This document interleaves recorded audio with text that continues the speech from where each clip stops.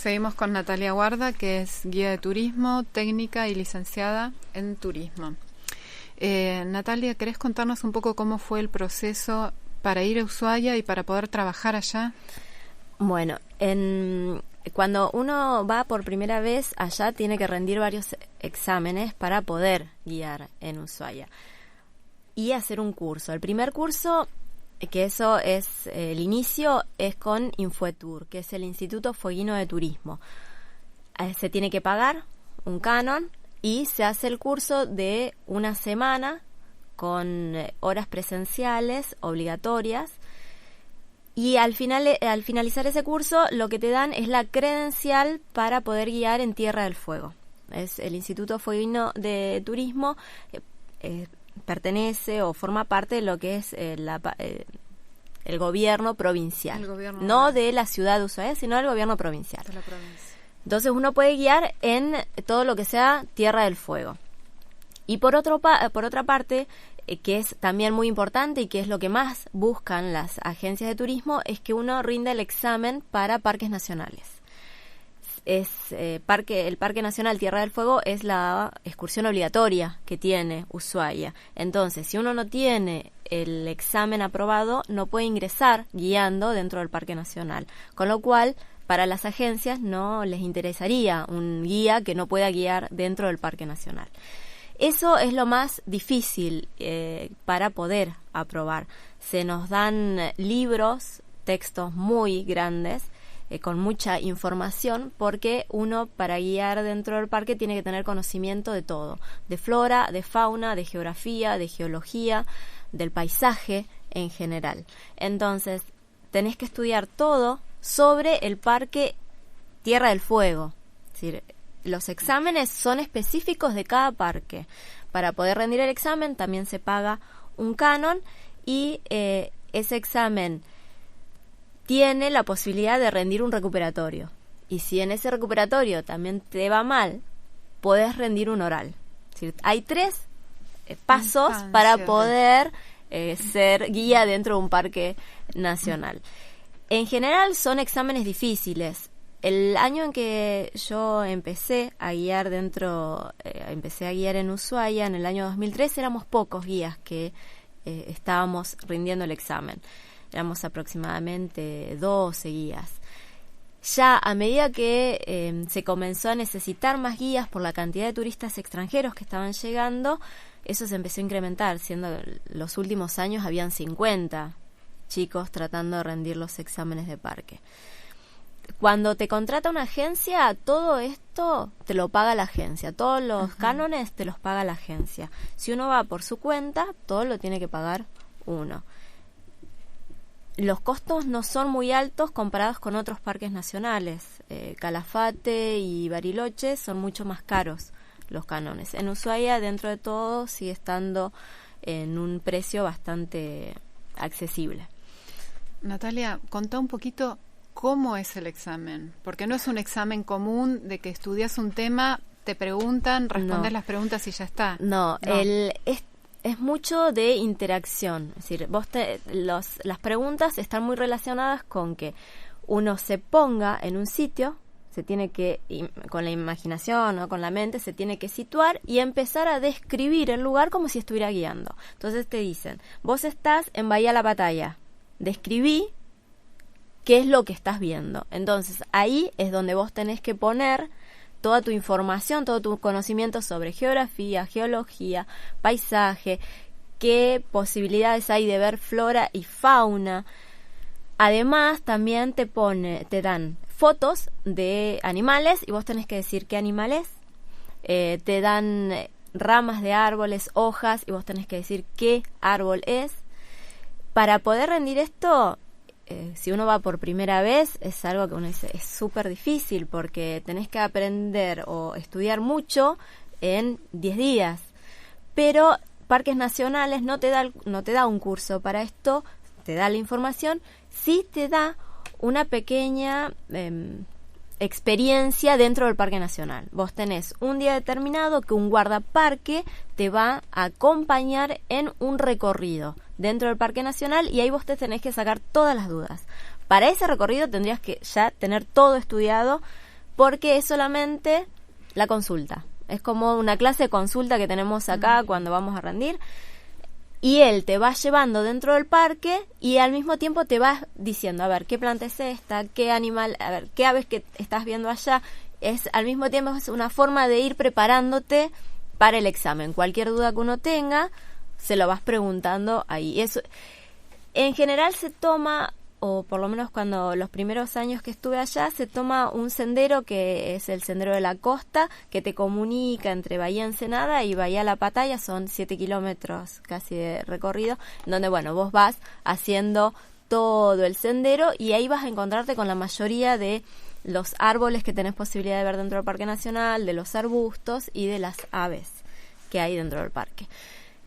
Eso es la forma que tienen de ayudarte para poder rendir bien el examen. Después, sí, el examen es esto de, más que nada, adentrarte con tu imaginación, con tu mente dentro del Parque Nacional y empezar a comentar, a describir lo que uno ve dentro del parque en un aula, ¿no? En un aula cerrada vos tenés que proyectarte como si estuvieras en el parque. Y es lo que la gente te va a preguntar, porque claro, te van a decir, ¿ese pájaro qué es? ¿Y esta planta? Sí, exactamente. Por eso el examen es también una forma de guiar, porque vos tenés que hacer una descripción como si tuvieras a un turista delante tuyo. Entonces tenés que ir describiendo el paisaje. Quizás es un poco más profundo porque tenés que hablar de geología o de geografía, porque esa es la forma que ellos tienen de saber si tenés conocimiento sobre el área. A un turista quizás no te adentras tanto en esos temas porque puede ser que no les interese tanto ese aspecto.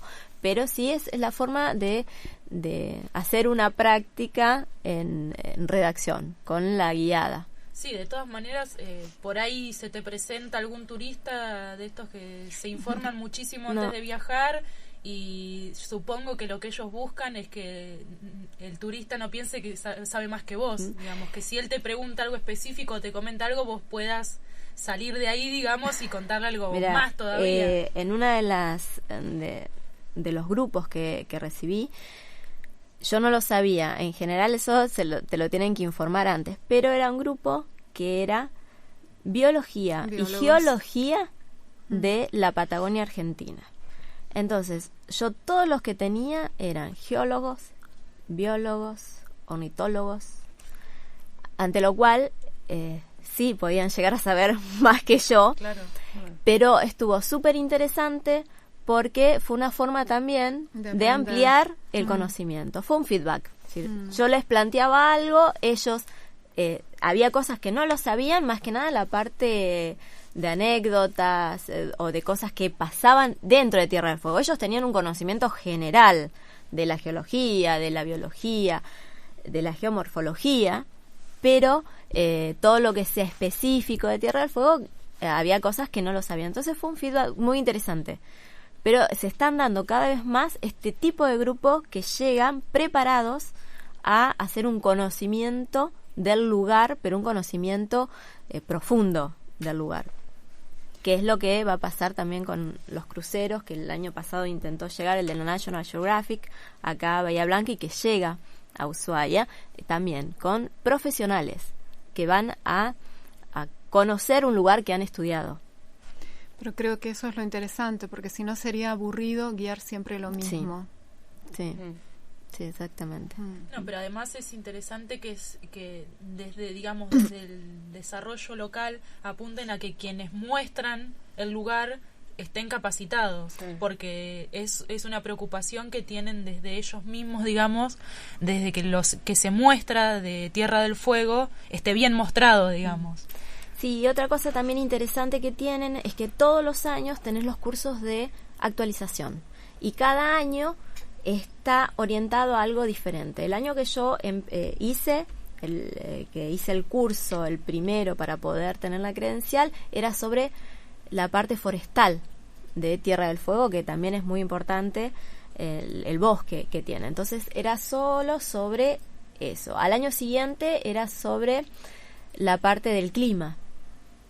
También todo eso que nos va ayudando a nosotros a tener un conocimiento más profundo sobre algunas cosas que quizás no tenemos una relación directa, porque está el CADIC y está el CONICET, entonces vienen profesionales del CADIC y del CONICET a darnos estas charlas de actualización. Y es obligatorio todos los años, porque todos los años hay chicos nuevos que están empezando a guiar en Tierra del Fuego. Para nosotros, que ya tenemos la credencial, es optativo.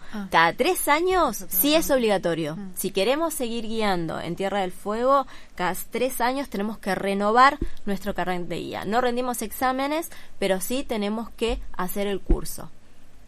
O sea, rendís la primera vez este examen terrible que tenés que estudiar de todo. Pero de parques nacionales. De parques nacionales. Después, cada 3 años, renovás con un curso de actualización. El carnet de Infoetour. Y parques nacionales no tenemos que volver a hacer ningún curso, ni a pagar, pero... ni a rendir examen, pero sí tenemos que pagar todos los años. Si uno deja de pagar, es como que cae automáticamente nuestra solicitud o nuestro carnet de guía de parques nacionales, y ahí sí tendríamos que volver a hacer todo de nuevo.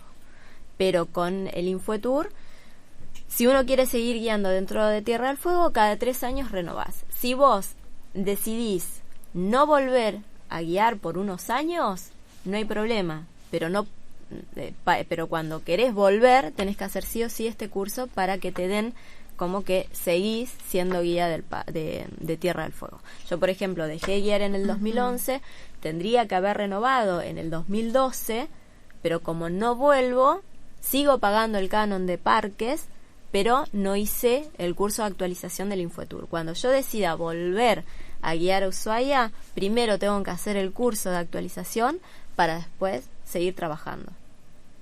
Pero esto que comentabas, que caes en el listado, o sea, pagando el canon, siempre... Te mantenés dentro de parques nacionales. Dentro de parques nacionales, que es diferente al Infoetour. Pero para Parque Nacional Tierra del Fuego. No es que yo estoy habilitada para guiar en cualquier parque nacional. Cada parque nacional hace estos exámenes, que son para el conocimiento de ese parque en particular. Pueden ser que algunos parques tengan algunas cosas similares, pero cada uno tiene su particularidad. Entonces, cada parque tiene su examen. Yo estoy habilitada solamente para guiar en el Parque Nacional Tierra del Fuego, ¿sí? Que es totalmente diferente al Parque Nacional Iguazú o al de Bariloche. Y como salida de trabajo, vos dijiste, empezamos 12 rindiendo, ahora éramos 50. ¿Hay trabajo para esos 50 y más? En plena temporada hay trabajo. El problema se presenta cuando termina la temporada.